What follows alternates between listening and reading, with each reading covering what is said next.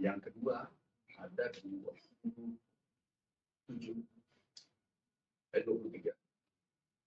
perusahaan yang tidak sesuai standar, kurang dari spek yang ditentukan oleh Kementerian Pertanian. Itu juga kami akan proses di Irjen. Kalau memang terbukti bersalah, juga kami kirim ke negara. Potensi kerugian yang akan ditimbulkan kurang lebih 300 miliar. 300, kalau tidak salah 316 miliar. Nah, kami akan Irjen nanti kami minta memanggil semua perusahaan-perusahaan tersebut. Kemudian ini dampak besar yang ditimbulkan adalah kalau pupuknya palsu atau tidak sesuai standar, itu merugikan petani. Karena petani mengeluarkan biaya untuk pengolahan tanah, pembibitan, pupuk, pengolahan tanah, dan seterusnya. Itu kurang lebih per hektar 19 juta per hektar. Artinya apa? Pupuk yang palsu itu merugikan total petani kita kurang lebih 600 juta, 600 miliar, 600 miliar. Yang kurang kualitasnya, kurang dari standar, itu merugikan petani kita, potensi kerugian 3,2 triliun.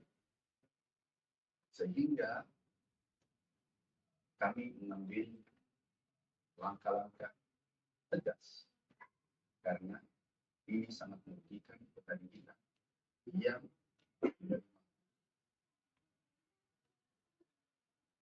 mau pupuk yang palsu dan maupun pupuk yang speknya kurang, itu semua merugikan petani. Kami minta oleh hari ini tidak. Berikutnya ada pegawai Kementerian Pertanian yang memproses semua lelang ini. Kami mohon maaf, kami nonaktifkan 11 orang. Mulai hari ini suratnya dikeluarkan, nonaktif 11 orang. Terima kasih. Ada pertanyaan? Kerja daerah mana saja Pak? Itu Pak? Atau untuk petani di luar daerah mana? Terus apakah itu nanti detailnya tanya ke Pak? Untuk 11 orang yang dinonaktifkan itu jabatannya apa ya Pak? Direktur, eselon 2, eselon 3, kemudian staf yang memproses pengadaan. Kami nonaktifkan dan juga tidak bekerja. Bila perlu, kami kirim ke penegak. Yang lain, iya, karena dari teman-teman media kami sampaikan nomor HP kemarin bahwa seluruh yang terkait pertanian dan merugikan petani kita orang kecil, tolong dilaporkan ke kami langsung. Setelah kami terima laporan, kami cek langsung, kami copot, kemudian kami cek lagi barang yang masuk, sampelnya sudah, kemudian sampel yang kita cek ke lab, awalnya benar, semua benar, tetapi ternyata yang dikirim ke petani itu yang tidak sesuai spek, bahkan ada yang palsu, bukan 4 perusahaan. Dan ini yang 4 perusahaan kami pastikan, kami proses, kirim ke penegak hukum. Mungkin 1 bulan, 2 bulan lalu.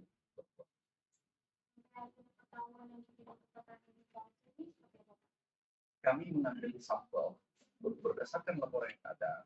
Kami mengambil sampel seluruh wilayah sesuai laporan masyarakat bahwa ada pupuk palsu beredar. Kami langsung cek, kirim ke lab BD, lab tanah, BSI. Kita cek, kita harus hati-hati sampai merugikan 3 laboratorium yang kami gunakan, semua mengatakan bahwa 4 perusahaan itu palsu, kemudian selebihnya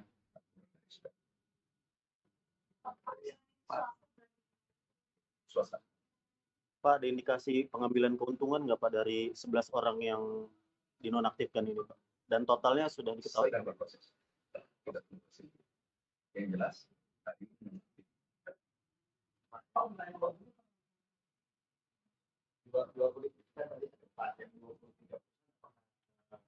speknya kurang, bisa bentuk penalti, pengembalian, dan masih ada uang yang belum dibayar, itu kami stop sementara. Perusahaan. Tapi yang upah sudah pasti blacklist dan dikirim ke negara. Itu sudah pasti. Kalau yang speknya kurang, izin tindak lanjuti seperti yang NPR. Apakah dengan kejadian ini lalu dampaknya untuk musim panen masih akan Itu kan kalau dibanding luasan kita insya Allah tidak berkurang. Kalau luasan kita kita 10 juta. Yang tadi 4 itu luasannya 21 juta. Insya Allah tidak terlalu banyak, tidak signifikan. Jadi 21 ribu hektar, tetapi ini merugikan petani. Bayangkan petani kita pendapatannya pas-pasan, kemudian diberikan palsu. Ini betul-betul maaf, tidak berapa. Petaninya beli atau distribusi dari pemerintah. Oke. Ada yang lain? Tentu dia jual bebas juga. Makanya ini harus diproses hukum terutama yang betul-betul palsu. Bukan. Ya.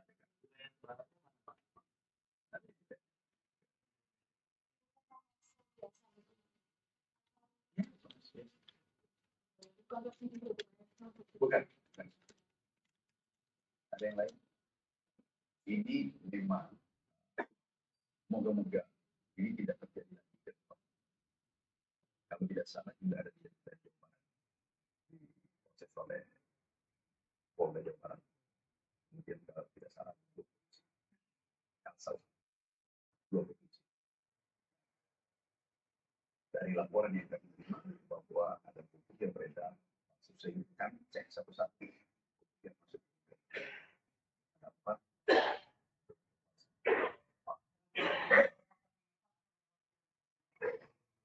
sudah begitu terima laporan, kami panggil direkturnya, ditanya, kami coba.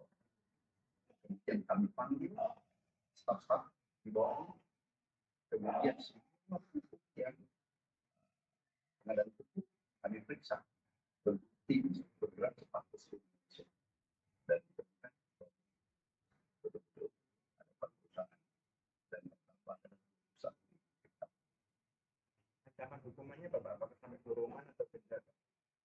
Nanti di penegak hukum. Kalau di sini blacklist.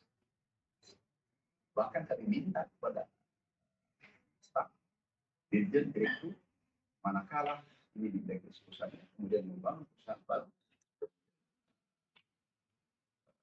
ownernya sama, kita blacklist. Ya.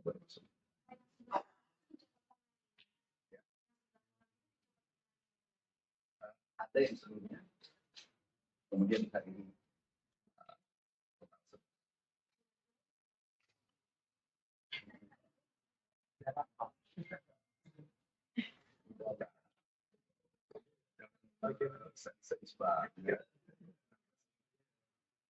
yang terpenting kita selamatkan karena tidak boleh bermain-main sektor seluruh sektor berantas polusi ini begitu di kementerian susi. Perintah itu kan Pak, tadi itu komersial data bahwa mereka ingin menjual secara komersial.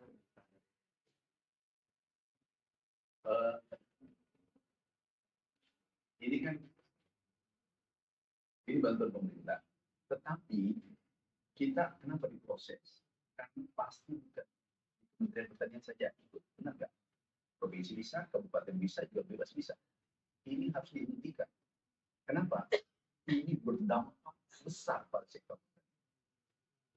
Kalaupun sekarang dampaknya 21 kena 21 hektar untuk produksi nasional misalnya.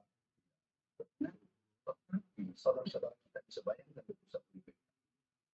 Kalau 0,3 berarti 60 petani kita. Ya kan? Bisa bayangkan enggak? Kami dari desa, kami ini petani di desa, kami tahu bagaimana perasaan saudara-saudara kita yang mendapatkan pupuk palsu. Saya tidak tahu apakah sudah 10 tahun atau baru, kan saya baru menjabat, baru 1 bulan lebih. Pak, sebenarnya itu gimana Pak? Apakah harusnya dari waktu ke waktu diambil sampel per 6 bulan, per 1 tahun, sehingga tahu apa yang adalah sesuai spek dan sebagainya? Sering dilakukan, tapi sekarang masih seluruh Indonesia karena mencapai suasana lapangan itu harus benihnya tumbuh, pupuknya betul-betul kualitas bagus, kemudian pengolahan, kemudian irigasinya, kemudian manajerialnya, dan ini harus betul-betul baik, dipastikan baik. Pupuk bermasalah itu bisa buyar program ini.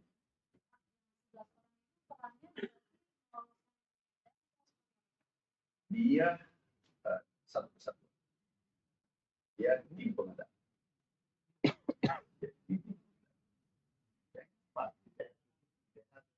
Ada komisi pengawas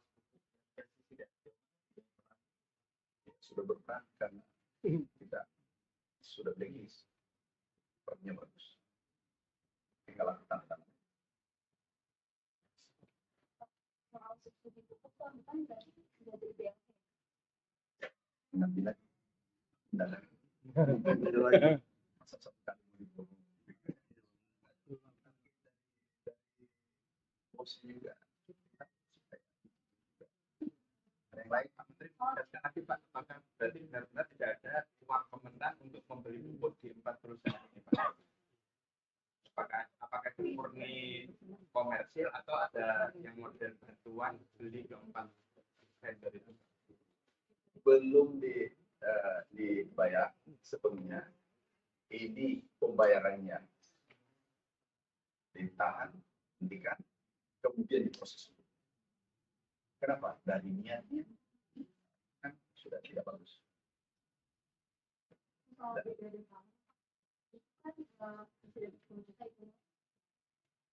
Oh, kalau saya jawab ini satu dari jadi ini brigade pangan seperti kita bentuk itu satu brigade itu 15 orang. 15 orang ini mengelola 200 hektar. Oke. Kemudian kita berikan alat pertanian, berikan benih unggul dan susu dalam rangka pembinaan generasi milenial dan generasi Z. Diutamakan pada lokasi setempat, wilayah setempat. Kita rencanakan di 12 provinsi, yaitu optimalisasi lahan dan cetak sawah. Di sana karena tenaga kerja kurang di sana, sehingga kita mengundang minyak. Nah, kita hitung-hitungan kalau alat semua ini bekerja dengan baik, mengelola 200 hektar, kemudian dikelola 15 orang, itu pendapatan minimal 10 juta per orang per bulan. Itu minimal, kita maksimal. Kemarin, ini testimoni kemarin, kami baru pulang dari Merauke, itu saudara kita, salah satu milenial di sana, tiba-tiba datang berterima kasih, namanya Matius. Matius kemarin, baca Matius tiba-tiba datang, Pak Menteri, terima kasih. Kami pendapatan 15 juta sampai 20 juta per bulan bersih, dan yang karena dulu polos ya saudara-saudara kita ya bisa dia mengatakan, terus gimana? Senang Pak, cuma saya belum punya istri, saya mau beristri. Makanya tunggu bentar, aku mau menikah. Ya, alhamdulillah, tapi jangan nikah dulu kalau bisa swasembada. Iya, swasembada dulu. Dia mau mengatakan, oke Pak, aku tunggu pesan. Boleh belanda, bagaimana? Nah, lahan ini, jadi kita membangun cita asal sekarang pendekatan holistik. Hulu harus ditangani. Kalau kita cetak sawah, kemudian tidak ada alat mesin pertanian. Setelah cetak kita tinggalkan, dan di lokasi itu kurang penduduk, kurang tenaga kerja, sudah pasti itu tidak optimal. Nanti nggak harus punya lahan, tapi Ada lahan, jadi gini, di Merauke satu orang bisa 1.000 hektar satu keluarga. Bahkan satu keluarga, rumpun keluarga itu ada 10.000 hektar. Tidak mungkin dikelola lahan ini kalau manual mencangkul dan seterusnya. Harus menggunakan mekanisasi dengan teknologi modern, itu pasti bisa diolah. Tetapi kalau ini hanya dicetak sawah ini, kemudian satu orang punya 1.000 hektar, itu sudah pasti tidak bisa diolah dengan manual. Sehingga kami optimalkan ada sumber daya alam, yaitu lahan yang luas di Kalimantan dengan Papua, kemudian ada milenial dengan riset, ada teknologi. Nah, tiga-tiga ini kita optimalkan untuk menghasilkan pangan atau menjadi lumbung pangan. Seperti di Kalimantan, 20 hektar, 50 hektar, ada satu orang 400 hektar datang kami kunjungan minggu lalu, tiba-tiba datang, Pak, kami punya lahan 400 hektar, satu orang di Kalimantan, padahal dekat dari sini. Kalau mau dengan manual mencangkul, tidak mungkin. Nah, sekarang saat ini kami membangun klaster pertanian modern 1,3 juta hektar untuk 2025. Klaster pertanian modern, klaster ini menggunakan teknologi hulu hilir dan menggerakkan milenial. Kalau ini berhasil, kami sudah pastikan bahwa milenial tertarik untuk bergerak sektor pertanian. di mana? Merauke, Kalimantan Tengah, Kalimantan Selatan, Kalimantan Barat, Sumatera Selatan, Aceh, Jambi, Riau, Bengkulu. Bonus provinsi. Kita ada wartawan pengen jadi Masuk. ya Pak. Bisa sekarang. Apakah disediakan lahannya dan fasilitas apa lagi Pak? Jadi lahannya kita koordinasi di lapangan, datang ke lapangan, kami siapkan, yang penting berkelompok 15 orang. Kami serahkan alat hibah, tapi ini harus dijaga alat ini. Caranya adalah sistemnya 70-30 bagi yang punya lahan 30, kan itu berlaku seluruh Indonesia, 30%, yang mengelola 70%. Oke. Nah ini yang 15 orang mengelola, dia mendapatkan 70%. Kemudian dari 70% ini, 20% disimpan untuk pembelian alat 5 tahun ke depan setelah usaha, perbaikan dan seterusnya. Jadi sangat menguntungkan. Bayangkan satu contoh, yang kemarin, yang traktor, Pak Matius, generasi milenial mungkin ada yang lihat, itu mengolah lahan 3 hektar satu hari. Pendapatan kotor 1,1.250.000 per hektar, berarti per hari 3.750.000. Tapi dia dalam bentuk kelompok. Baru traktor satu bekerja, berarti dia mendapatkan kotor kurang lebih 100 juta per bulan. Tapi dia bentuk kelompok. Selamat siang Tani Lovers, Anda menyaksikan Breaking News TV tadi bersama saya Adi Wiranata. Hari ini Selasa 26 November 2024, baru saja kita menyaksikan pernyataan atau konferensi pers dari Menteri Pertanian Republik Indonesia Andi Amran Sulaiman yang baru saja melaksanakan rapat kerja bersama dengan jajarannya. Dan kami sampaikan beberapa hal tadi yang disampaikan oleh Menteri Pertanian Andi Amran Sulaiman, di mana tadi terdapat beberapa perusahaan atau sekitar 4 perusahaan yang diduga tidak sesuai dengan standar atau tidak melakukan sesuai prosedur terkait dengan pupuk dan sudah mulai diproses untuk hal tersebut. Dan kami juga menyampaikan ada beberapa hal juga terkait dengan yang disampaikan oleh Menteri Pertanian, di mana tadi terdapat 11 pegawai dari Kementerian Pertanian yang dinonaktifkan, dimulai dari Direktur, Eselon 2 dan hingga staf, dan tentunya ini sudah mulai ditindaklanjuti untuk hal ini. Dan Lovers, dan juga untuk perusahaan yang diduga tidak melakukan sesuai dengan prosedur yang sudah ditetapkan oleh Kementerian Pertanian ini sudah mulai diproses oleh pihak yang berwajib.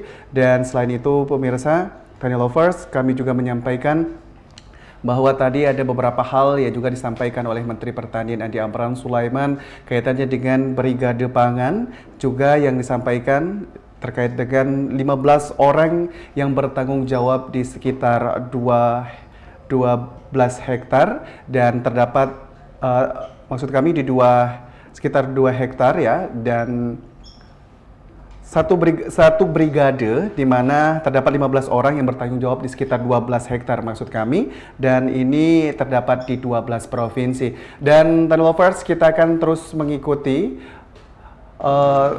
bagaimana perkembangan konferensi pers ini, dan kami mohon maaf terdapat kesalahan teknis sebelumnya, dan kita akan kembali ikuti pernyataan dari Menteri Pertanian Republik Indonesia Andi Amran Sulaiman. Maksudnya Bulog, kalau harga di bawah 6.000, Bulog yang pegang. Tapi kalau harganya 8.000, 9.000, ya jual kemana saja, yang mana menguntungkan. Nah, kalau harganya dapat 8.000, 9.000, itu lebih untung lagi. Oke? Kan Pak katanya sama-sama TNI, Kenapa? ya sama-sama TNI. Nah, dulu kita kan gini, kerjasama TNI itu kan biasa dipertanyakan. Sesuai Impres tanggal 3 Maret 2011, instruksi Presiden, manakala terjadi iklim ekstrim, TNI, Menhan, Mendagri,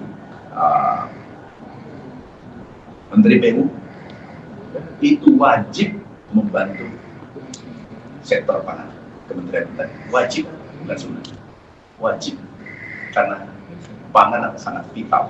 Pangan bermasalah, negara bermasalah, bisa terjadi konflik sosial. Oke, nah TNI kan ada babinsa. Jangan dilihat TNI ada babinsa melakukan pembinaan seperti ini. Kenapa ada babinsa? Kenapa kami butuh babinsa? PPN hanya 50% dari kebutuhan. Jadi ada sebab sehingga kami melakukan itu. Yang pertama ada regulasi, aturan bahwa kalau terjadi iklim sekarang La Nina dan El Nino, TNI ikut. Yang kedua adalah PPN kita hanya 50% dari kebutuhan. Oke. Bulog kan mau jadi badan anggaran, itu kan kementerian sempat ini Bulog di bawah Kementerian. Nah ini respon Kementerian. Gini, kita ini di bawah Presiden semuanya. Bulog, Kementerian Pertanian, kita satu bendera, kita kolaborasi. Yang terpenting sekarang pertanian bagaimana berproduksi. Coba kemarin El Nino La Nina, keraskan. Januari, Februari, Maret itu minus, luar biasa minus. Tapi kita kerja keras, alhamdulillah sekarang membaik. Bahkan minggu lalu harga turun yang biasanya tidak turun pada saat musim paceklik atau musim panen musim kemarau, biasanya harga naik sampai turun. Berarti itu menunjukkan produksi naik. Kita sudah, wartawan adalah juga punya tanggung jawab, membantu pangan. Kenapa? Membantu pangan berarti membantu rakyat Indonesia. Dan karena bantuan teman-teman wartawan tadi, pupuk palsu kita bisa temukan. Jadi kami terima kasih pada teman-teman sekalian. Oke? Produksi dari akan memasukkan di bawah pemerintahan atau Kementan fokus pada produksi, fokus pada tekad, PU fokus pada irigasi untuk pangan. Kemudian kami fokus organize seluruh lembaga yang terkait.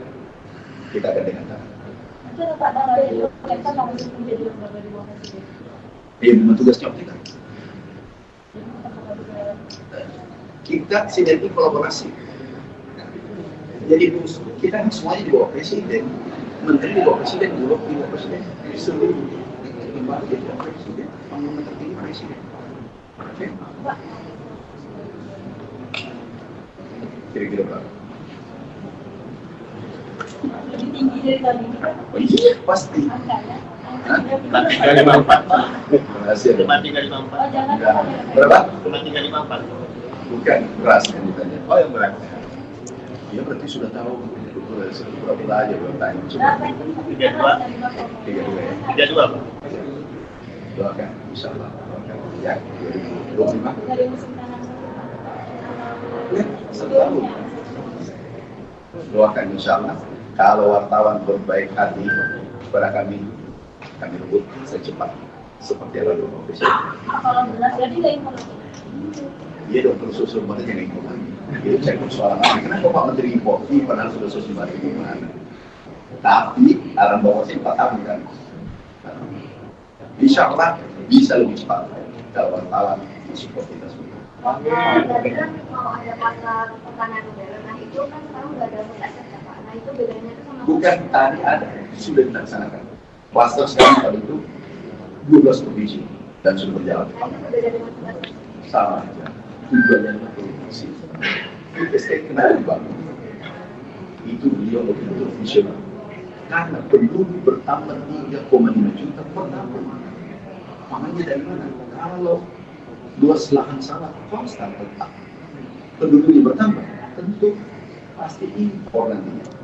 Sehingga dua pendekatan kita dan intensifikasi Pulau Jawa seperti urbanisasi, dua Jawa ekstensifikasi Kalimantan dan Maluku. Oke? Apa? Ini persiapannya seperti apa di pertanian stok beras tersebut? Aman, aman. Harga sudah bagus. Nunggu yang dari India atau Pak? Aman. Nunggu yang dari India. Udah, kami fokus pada produksi. Yang bertanya di luar bidang Pak, yang 4 perusahaan itu pemain baru atau pemain lama, Pak? nanti tanya sendiri. Pokoknya pemain baru, pemain lama, yang penting palsu, blacklist. Pak, yang 2025 tidak itu. Tidak bisa nggak semua kalau Tahun ini kan 3/31 ya. Nah itu. Nah sedikit ini lah Pak. Jangan provokasi. 1 juta itu banyak. Tahun ini 1 juta 12 triliun. Kemarin musim kemarau naik 1 juta. Mulai Agustus pada saat kemarau ini naik 1 juta dibanding sebelumnya. Tapi Januari Februari minus karena ini ya. Terima kasih ya. Terima kasih teman-teman. Aku bangga dengan wartawan. Aku bisa bangkit, aku bisa sosialisasi kalau kalian support. Terima kasih. Assalamualaikum warahmatullahi wabarakatuh.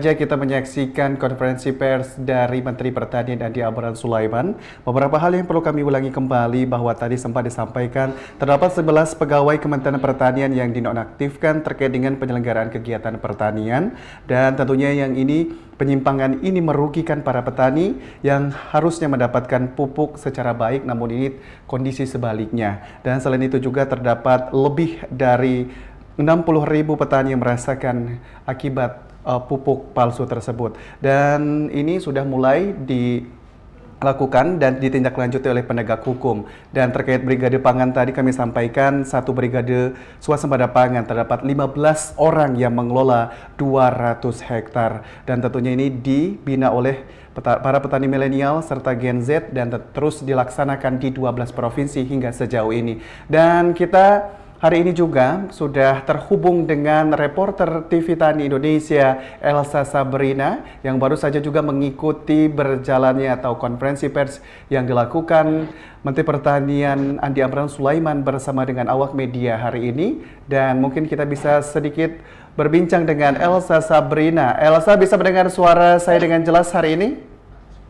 Bisa, Adi. Elsa. Baik, Elsa, bisa sedikit disimpulkan apa yang ingin Anda sampaikan terkait dengan pernyataan Menteri Pertanian hari ini? Apa yang bisa Anda simpulkan, Elsa Sabrina? Baik, terima kasih Adi Wiranata. Saya Elsa Sabrina dari Gedung A Kantor Pusat Kementerian Pertanian. Dan tadi sudah disampaikan bahwa ini sudah ada tindak lanjut dari penyelewengan terkait 4 perusahaan pupuk. Dan kemudian setelah itu juga diberitahukan bahwa ada 11 pegawai Kementerian yang dinonaktifkan yang terkait kegiatan penyelewengan kegiatan pertanian. Penyelewengan ini sudah merugikan para petani sejumlah 60.000 petani yang tadinya harus mendapatkan pupuk yang baik, namun di lapangan tidak mendapatkan pupuk yang baik. Kemudian memang ini bukan dari pupuk subsidi dan juga ini sudah memakan kerugian yang cukup banyak. Hal ini sudah ditindaklanjuti oleh penegak hukum dan juga sudah ada beberapa yang dinonaktifkan beberapa hari sebelumnya, dan juga mulai hari ini sudah ada yang dinonaktifkan. Kemudian tadi juga disinggung terkait brigade pangan, bahwa Menteri Pertanian menyampaikan satu brigade pangan ini terdapat 15 orang yang mengelola 200 hektar sawah, diberikan alsintan, diberikan benih yang benih unggul untuk menggarap 200 kurang lebih ya hektar lahan, dan juga ini ditargetkan ke 12 provinsi untuk kopla dan juga tanah sawah. Dan juga untuk di total untuk penghasilannya kepada petani milenial ini akan mendapatkan kurang lebih 10 juta minimal per bulannya. Dan lahan ini memang sudah diberikan oleh pemerintah. Dan yang penting ini disampaikan juga sebagai catatan bahwa brigade pangan ini diharapkan untuk berkelompok, dan nanti hasilnya pembagiannya adalah 70-30, dan 70% ini 20% dari 70% ini diharapkan untuk perbaikan dari alat-alat mesin pertanian yang sudah diberikan kepada pemerintah. Dan tentu saja Adi, ini langkah tegas ya dari Menteri Pertanian untuk mencapai swasembada pangan sesuai dengan gagasan Presiden Prabowo Subianto. Terima kasih Adi, saya kembali ke studio. Baik, terima kasih Elsa Sabrina yang melaporkan langsung dari Gedung A Kantor Pusat Kementerian Pertanian Jakarta yang hari ini juga telah selesai mengikuti konferensi pers Menteri Pertanian Republik Indonesia bersama dengan awak media hari ini. Selamat bertugas kembali Elsa. Terima kasih. Demikian Tani Lovers, breaking news hari ini. Terus saksikan TV Tani Indonesia, dan saya Adi Wiranata mewakili kerabat kerja yang bertugas pamit undur diri. Salam TV Tani, sampai jumpa.